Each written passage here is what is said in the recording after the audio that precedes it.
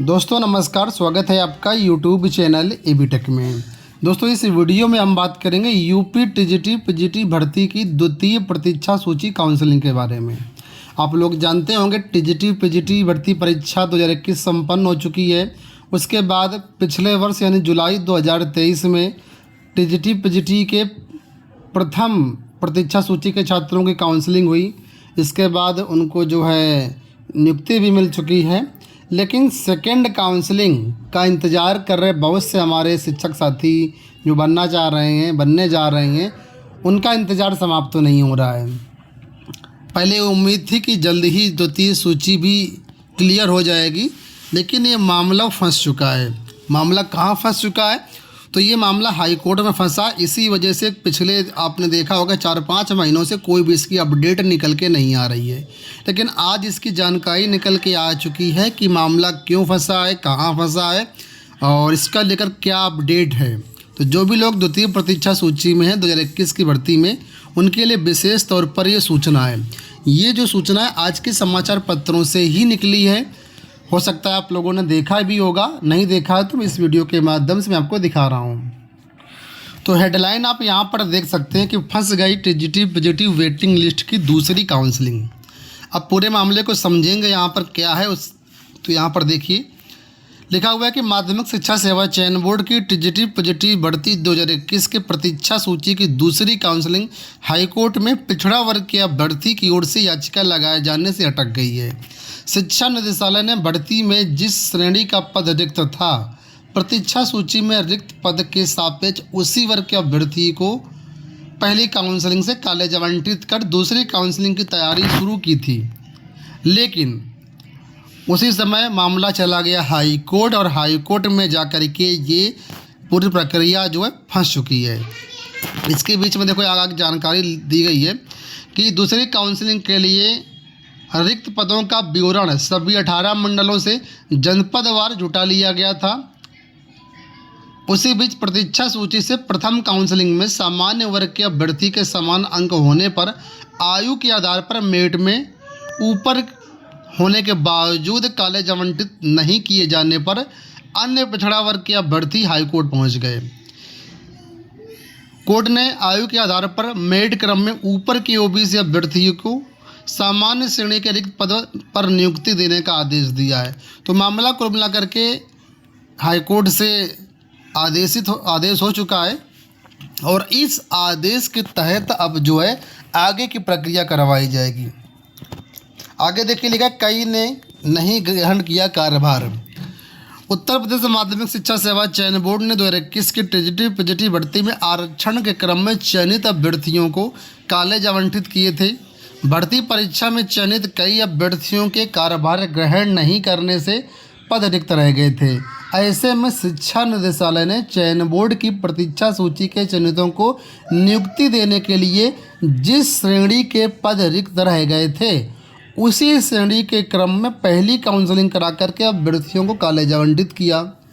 TGT Hindi विषय में का मामला है जो जिसका लेकर के विवाद हुआ पूरा, उसके बारे में देखो बताया गया है कि टीजीटी हिंदी विषय में सामान्य व ओबीसी वर्ग के 4 अभ्यर्थियों के अंक समान थे। ठीक है, यहाँ से आप मामले को समझना कि क्या है मामला, क्यों फंसा है ये पूरा मामला। तो टीजीटी हिंदी की बात यहाँ पर हो रही है और सामान्य और ओबीसी वर्ग के 4 अभ्यर्थियों के अंक समान थे, लेकिन ओबीसी वर्ग के जो अभ्यर्थी थे आयु के आधार पर मेरिट क्रम में ऊपर थे। आप लोग जानते होंगे कि अगर कहीं पर अंक समान हो जाते हैं तो जिसकी आयु अधिक होती है उसको प्रेफरेंस दिया जाता है। ऐसा ही कुछ मामला यहाँ पर भी बना कि सामान्य और ओबीसी के जो मार्क्स थे छात्रों के वो बराबर थे, 4 छात्रों के मार्क्स बराबर थे। तो ऐसे में जब ओबीसी छात्रों के मार्क्स बराबर थे तो उनको एक तरीके से जनरल की कैटेगरी में रखा गया था और आयु अधिक थी। ठीक है, आयु अधिक ओबीसी छात्रों की थी, इस वजह से वो मेरिट क्रम में ऊपर थे। इस स्थिति में निदेशालय ने आरक्षण क्रम में जिस वर्ग का पद रिक्त था उसी वर्ग के अभ्यर्थियों को कॉलेज आवंटित किया। ठीक है, अब ओबीसी का पद वहाँ पर शायद रिक्त नहीं रहा होगा, तो इस वजह से वो ओबीसी छात्रों को वहाँ पर मौका नहीं दिया गया, जनरल छात्रों को वहाँ पर मौका दिया गया। हालांकि जब मार्क्स समान है तो वो भी एक तरीके से जनरल में ही जाएंगे। आगे देखिए, इसके विरुद्ध ओबीसी वर्ग के 4 अभ्यर्थियों की याचिका पर सुनवाई करते हुए हाई कोर्ट ने रिक्त पदों पर मेरिट क्रम में ऊपर के ओबीसी वर्ग के अभ्यर्थियों को नियुक्ति देने का आदेश दिया है। इस कारण दूसरे चरण की काउंसलिंग प्रक्रिया शुरू होने के पहले ही अटक गई। तो ये पूरा मामला था यहाँ पर, जिसके कारण पूरी भर्ती प्रक्रिया फंसी रही। अब यहाँ पर ऐसा लग रहा है कि आदेश आ चुका है।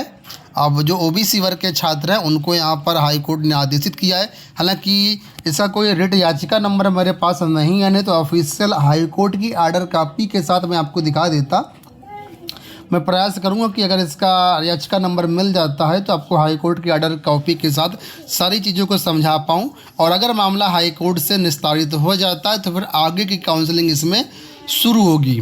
लेकिन फ़िलहाल अभी थोड़ा सा इसमें संशय है कि मामला हाई कोर्ट से निस्तारित हुआ है या नहीं हुआ है, अंतरिम आदेश हुआ है, क्या हुआ है, ये चीज़ें अभी समाचार पत्र में क्लियर नहीं हो रही हैं।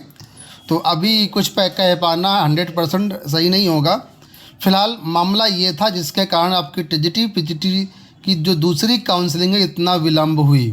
फ़िलहाल आचार संहिता तो लगी हुई है, लेकिन मुझे लगता है ये मामला पिछली भर्ती से जुड़ा हुआ है, कोई नई चीज़ तो है नहीं। तो ऐसे में अगर निदेशालय करना चाहेगा तो मुझे लगता है कर सकता है, इसमें कोई दिक्कत नहीं होगी।